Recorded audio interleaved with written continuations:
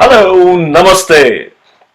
My name is Anand Rao and I'm talking to you from New Jersey, the United States of America. Welcome to Nammerica's production of Alice Gerstenberg's Overtones. Overtones is a very popular play. I'm pretty sure many of you may have watched it. And today I'm directing Overtones, which has a fabulous cast of four women. What happens in the play is two very good friends, Margaret and Harriet. They decide to meet for having tea and some cake. But the reality is they don't like each other, but they pretend to like each other when they meet. So what follows is their minds tell them something else, but they contrive to behave like somebody else. So what the playwright has done here is their minds have personifications. They are separate characters by themselves. So we actually have four women here, two of them real and two of them their minds. So what their mind says actually appears. So let's go and say hello to the characters. Harriet. Harriet, are you there, dear? There is I Harriet. am what you wish the world to believe you are.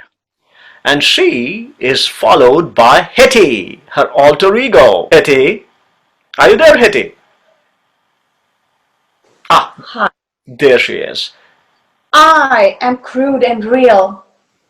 You are my appearance in the world.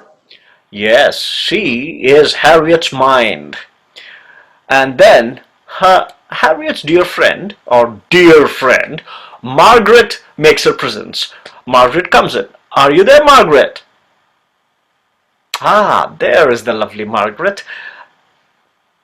My life is complete. Oh yeah, and she is followed by her alter ego, who speaks her mind. There she is, Maggie.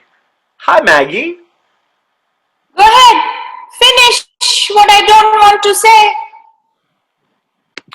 These are the four women, two of them real, and two of them the minds and the emotions. So that's a play we're going to watch. That's Alice Gerstenberg's Overtones. Okay, so before you go, Nammerica is a video channel that I produce from the United States, and we do Kannada as well as English content, original video content.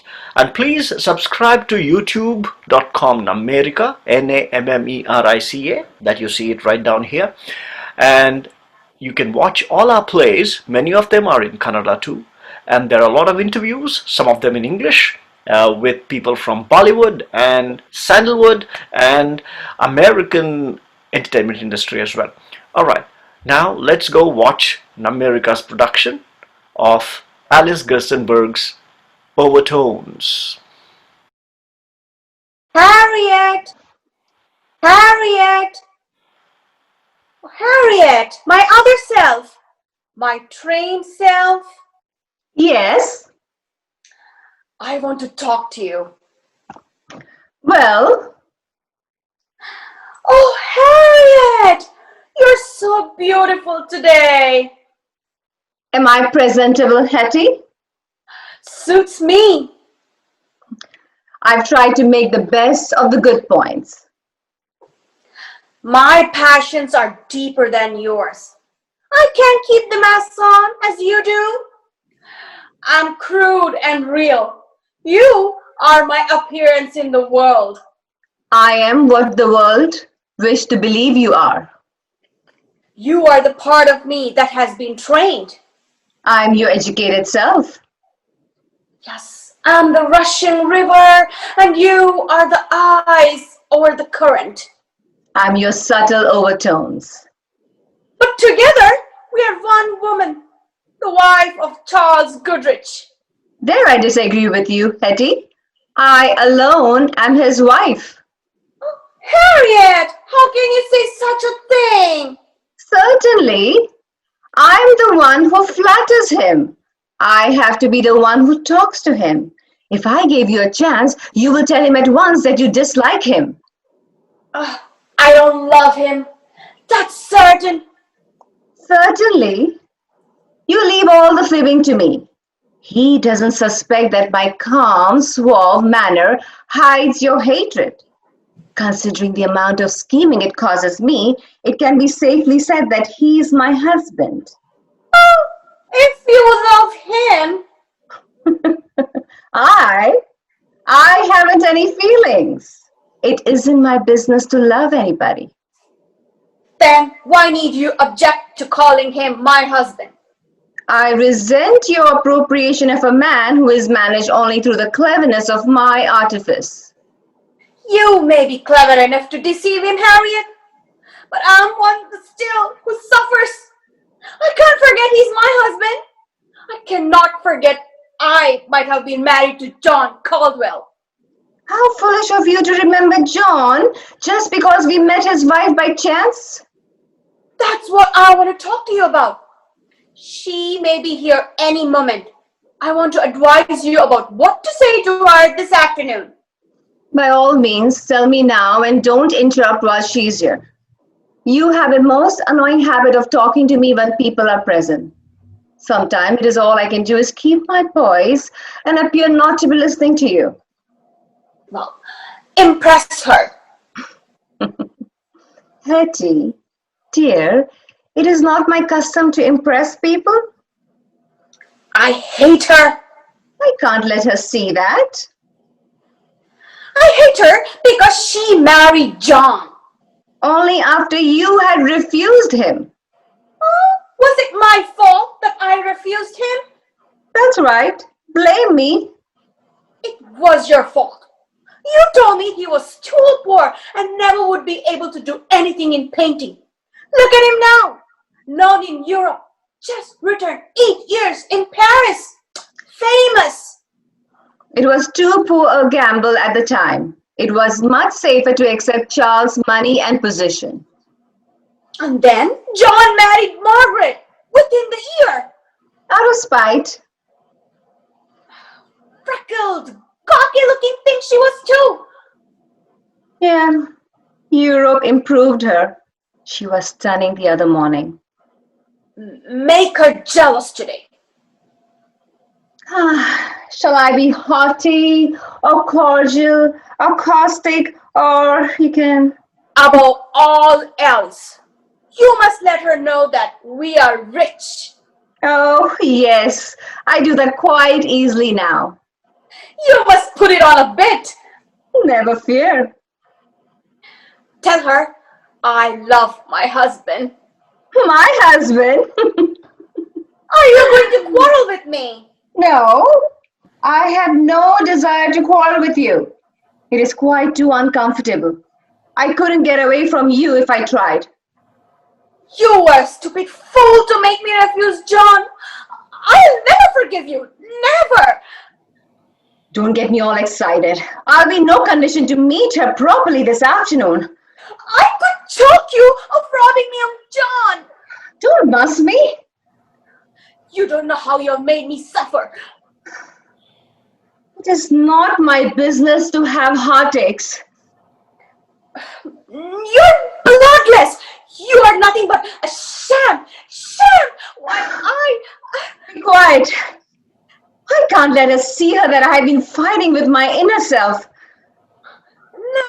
After all my sufferings, you say it has cost you more than it has cost me to be married to Charles? But it's the pain here in my heart. I've paid the price. I've paid the price. Charles is not your husband. He is. He isn't. He is. He isn't. I will kill you. Don't. Don't.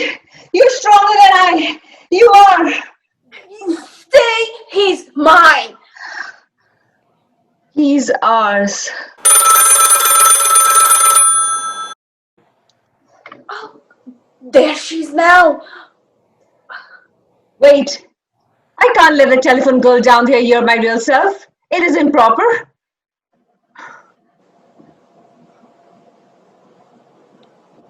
Show Mrs. Cadwell up. Oh, I'm so excited. My heart's in my mouth. A nice state you put my nerves into.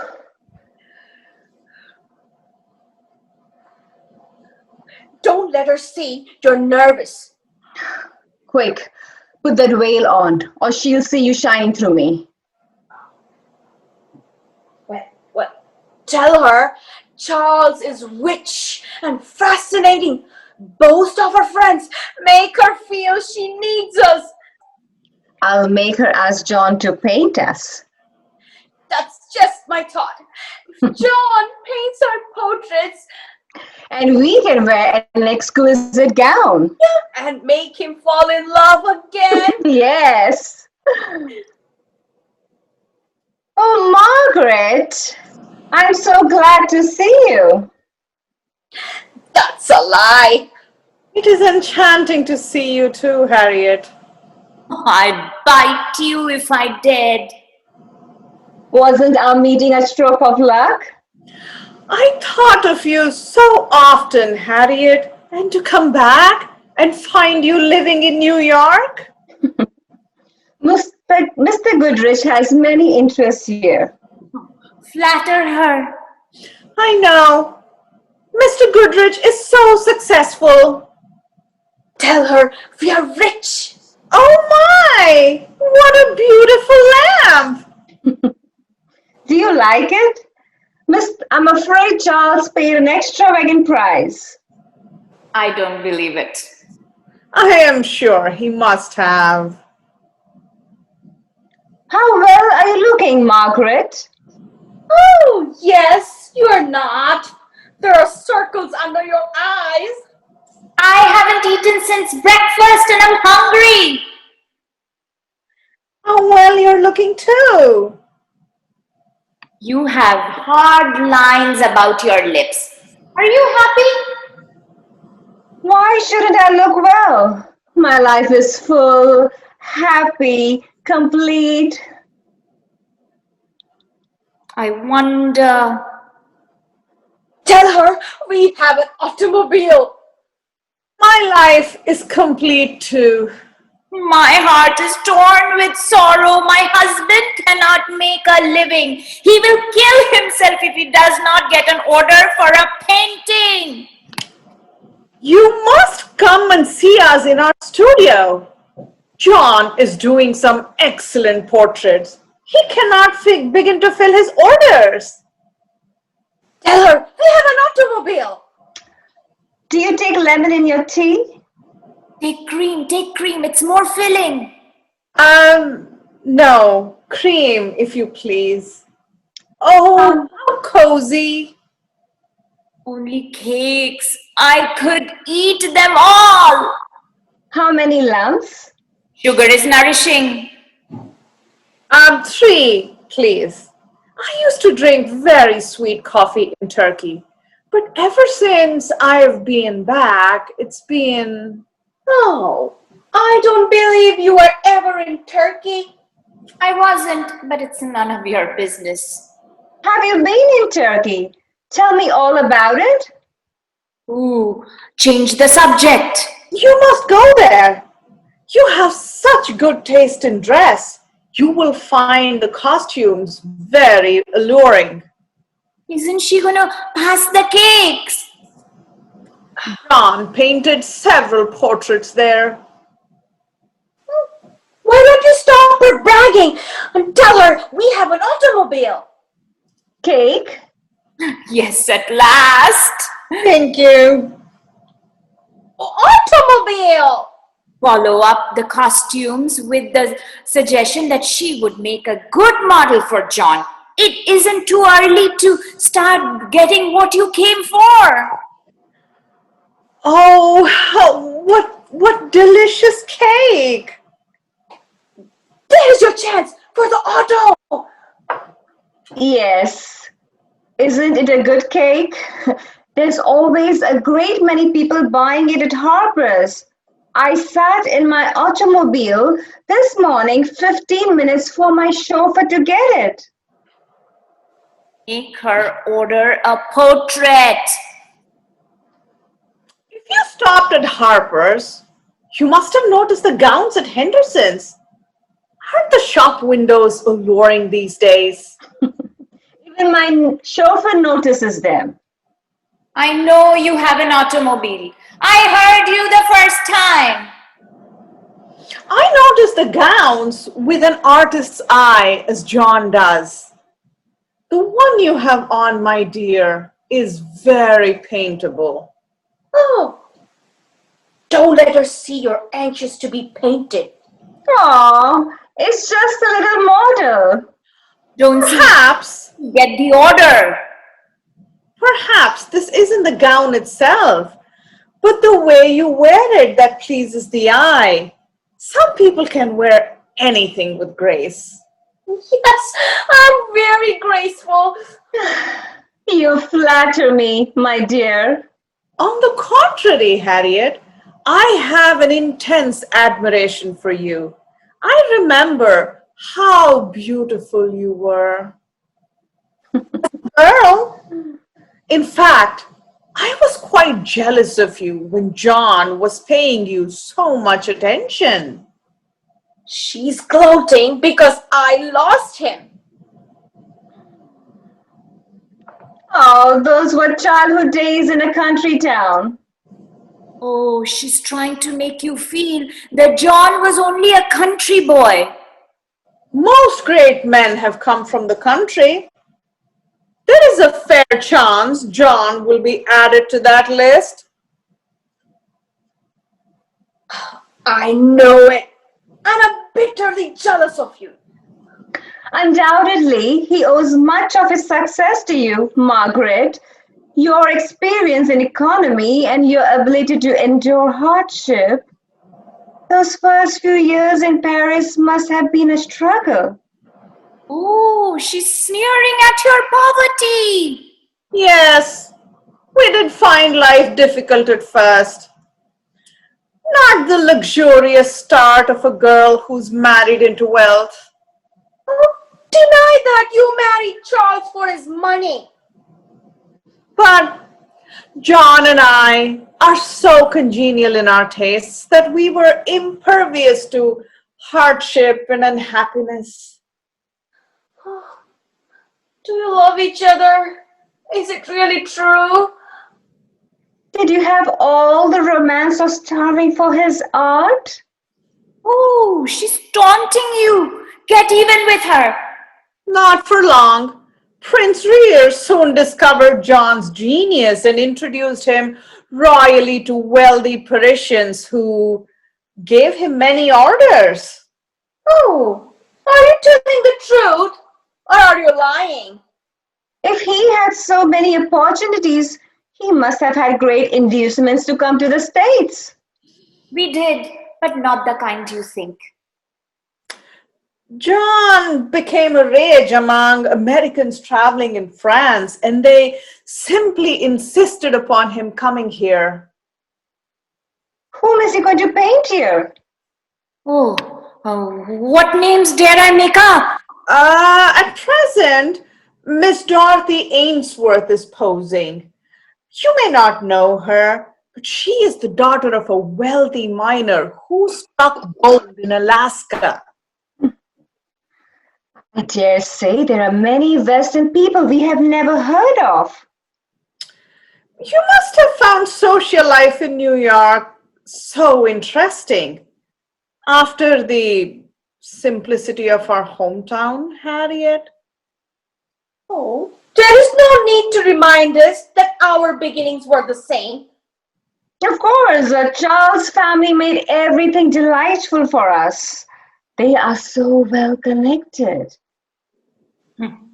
Flatter her. Heard it mentioned yesterday that you made yourself quite popular. Someone even said you're very clever. Who told you that? Nobody. Well, confidences must be suspected. I mean, respected. He even said you're gaining quite a reputation as the critic of the arts. I make no pretenses. Are you and Mr. Goodrich interested in the same things too? No. Yes, indeed. Charles and I are inseparable. Oh, I wonder. Do you have another cake? Oh, yes. No. No, I really shouldn't. After my big luncheon, John took me to the Ritz, and we're invited to the Bedfords for dinner. You know, they have such a magnificent house by the drive. I really should, but your cakes are so good. I'm starving. More tea? Yes. No, thank you. How wonderfully life has arranged itself for you, Margaret. Wealth, position, a happy marriage, of every opportunity in life to enjoy pleasures, beauty, and the arts. Oh, how happy you must be. Don't call me happy. I've never been happy since I gave up John. All these years without him, a future without him. No, no, I shall win him back and away from you, away from you. I sometimes think it is unfair for any one of us to be as happy as I am. Charles and I are as much in love now as when we were married. To me, he's just the dearest man in the world. Oh, my John is. I love him so much, I could die for him. I'm going through hunger and want to make him great, and he loves me. He worships me. I should like to meet Mr. Goodrich. Bring him to the studio. John is doing some sketches and he would like to show. Not many, because all his portraits are bought by the subjects. He gets as much as $4,000 now. Oh, don't pay that much. As much as that? It's not really too much when one considers John is the foremost rank of artists today. A picture painted by him now will double or triple in value. Oh, it's all a lie. He's growing weak with despair. Does he paint all day long? No, he draws advertisements for our bread. When you and your husband come, telephone first. Yes, so she can get all the advertisements out of the way. Otherwise, you might come when he has a sitter. John refuses to let me disturb him then. Make her ask for an order. Lagrange offered to paint me for 1,000. Louis Lagrange's reputation isn't worth that much. Well, I've heard his work well mentioned. Yes, he's doing some splendid work. Oh, dear me, no. He's only praised by the masses. He isn't at all respected by the artists themselves. Oh, must I really pay full price? Lagrange thought that I would make a good subject. Yes, let her fish for it. Of course you would. Why don't you let Lagrange paint you if you trust him? Oh, she doesn't seem too anxious to have John do it. But if Lagrange isn't accepted by artists, it would be a waste of time to go for him. I think Wouldn't it it? would. I think it would. Give us the order. John is so despondent, he can't endure much longer. Help us, help me, save us. Don't seem too eager. And yet, if he charges only 1,000, one might consider it. If you really wish to be painted, why don't you give a little more and have it really worth your while? John may be induced to doing it for a little below his price, considering we used to be such good friends. That's very nice of you, Margaret. Of course, I don't, For God's sake, say yes. Of course, I don't know whether John would. He is very peculiar in such matters. He sets his value on his work and thinks it's beneath him to discuss price. You need not try and make us feel small. Still, I might quite delicately mention to him inasmuch as you have many influential friends, you would be glad to. What I don't want to say. Help her out. Help her out. Oh, yes, introductions will follow the exhibition of my portrait. No doubt I will. Be patronizing. No doubt I shall be able to introduce your husband to his advantage. Ooh, saved!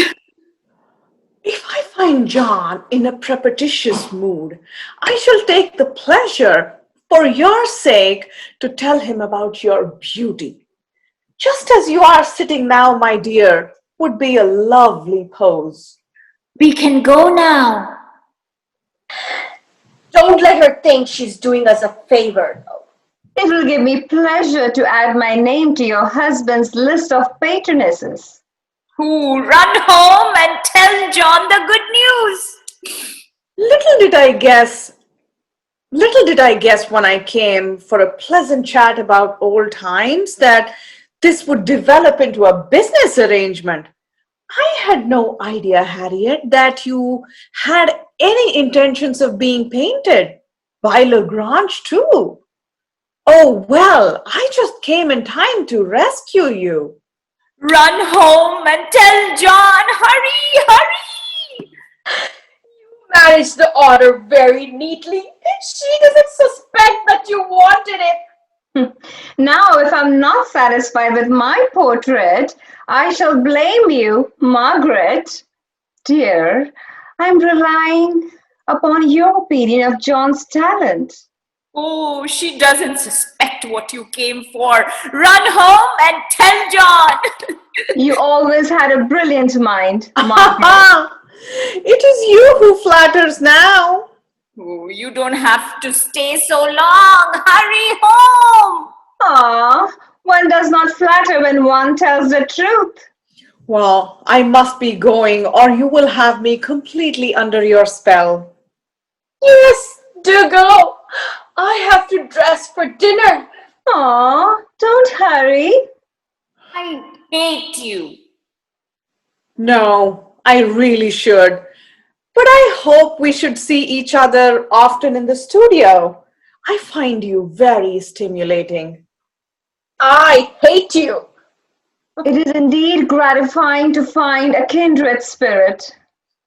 I came for your gold. How delightful it is to know you again. I'm going to make you and your husband suffer. My kind regards to John. Oh, he has forgotten all about you. He will be so happy to receive them. I can hardly wait to talk to him again. I shall wait then until you send me a word. I shall speak to John about it as soon as I can and tell you when to come. Oh, I love him. I love him. He's starving. I am starving. I'm going to take him away from you. Away from you. I want your money and your influence. I am going to rob you. Rob you! Rob you! I had such a delightful afternoon, Harriet. It has been a joy to see you. Goodbye. Goodbye, my dear. Curtain falls, and that's the end of the play. Thank you very much for watching, and thank you very much. It was an honor to present this play at the Tagore International Arts Festival, and this has been a great experience for us, and I hope you enjoyed it. So let me introduce you to the cast members. As Harriet, it was Jyoti Presswala. Hi.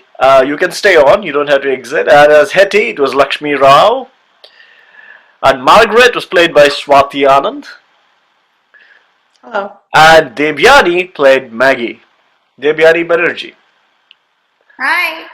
Yeah, it was a wonderful experience for us, and I hope you're going to have as much fun watching this short play as much as fun we had creating this for you. Please go to Nammerica YouTube channel and subscribe and watch us, and we have other plays as well.